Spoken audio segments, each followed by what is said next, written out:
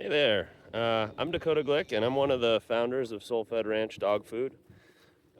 People often ask us, what's the difference between, conventional grazing and regenerative grazing? And this is my favorite way to describe it.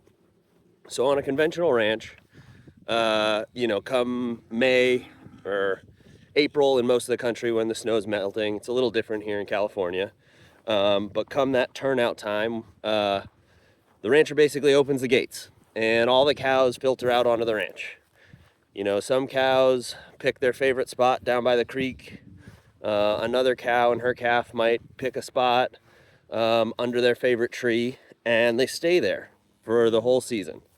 And what that means is when they first get there, they take a bite out of their favorite plants. They graze their favorite grasses, the one that are the most nutritious and taste the best to them. But they stay there. And when that grass regrows, they're still there and they take another bite. And when it tries to regrow again, they're still there and they take another bite. And that process of regrowing those first couple of new leaves are really energetically like taxing on those grasses. And so they die over time. And the first thing you lose is the things that are the cow's favorite and are the most nutritious. And you also lose anything that's not able to withstand all that grazing pressure, and you lose a lot of your biodiversity. And so what we do on these regenerative ranches that's different is we use temporary electric fence. It's a little wire of plastic and a metal filament woven together that we can run electricity through. And what we do is we break up the ranch into pastures or paddocks that are enough food for just 1 to like 3 days generally, maybe a little more on some ranches, maybe up to a week or two. But we put all the cows into that area where they only have enough food for that limited time, and they stay there and they graze everything evenly, which means they take down the grasses that are their favorite, and they also graze the things that they don't like quite as much. But they take it down evenly, and once that is gone, instead of letting them stay there, we bring them to another paddock that has just enough for the 1 to 2 weeks or the 1 to 3 days that they're going to be there, and we move them on. And what that means is when the cows aren't there, those grasses have all that time to recover. So they come back from that initial grazing, they put on new leaves, they grow big and robust, and they go back to storing that energy in their roots. And that means that they've had enough time to go through their reproductive cycle, to put out seed, to cover the ground more evenly. And that grazing also fosters more biodiversity by breaking up the stands of old grass that have started to kind of go brown and let some new life in there. And it also means we're sharing the ranch with wildlife. If you're moving your cows every day, which we do on some of our ranches, that means for 364 days out of the year, there aren't cows on that one piece of ground. And the deer and the elk and the pronghorn in some parts of the country and the ground nesting birds, and all that wildlife can then use that area free of the cattle. And really neat things happen too, where like the wildlife might kind of prefer to follow the cows around, because when that grass comes back, it comes back tender, and they like to take a few bites from it as it grows. So that's the big difference. We move the animals, and we mimic nature, kind of the way that the wolves might move around a herd of bison in the Great Plains.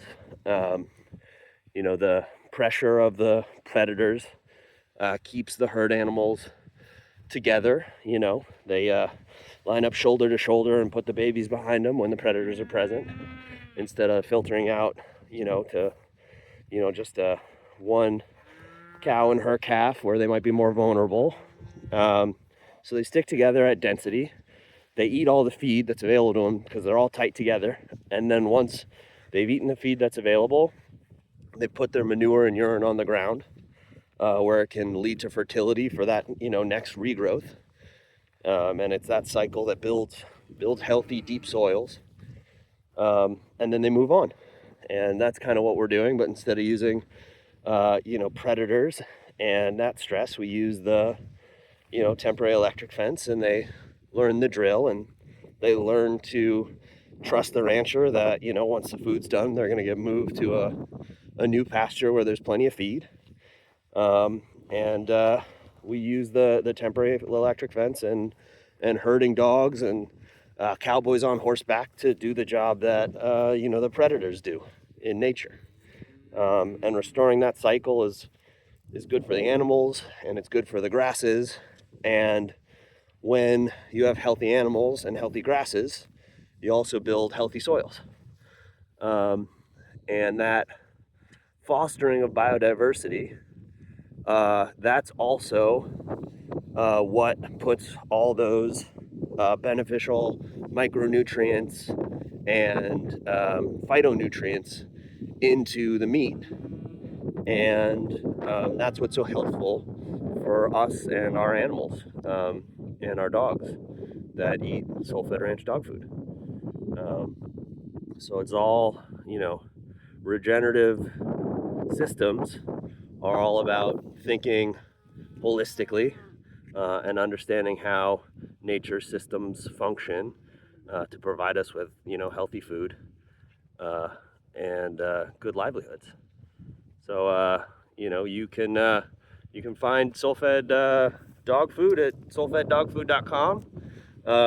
It's got that regeneratively raised grass-fed beef.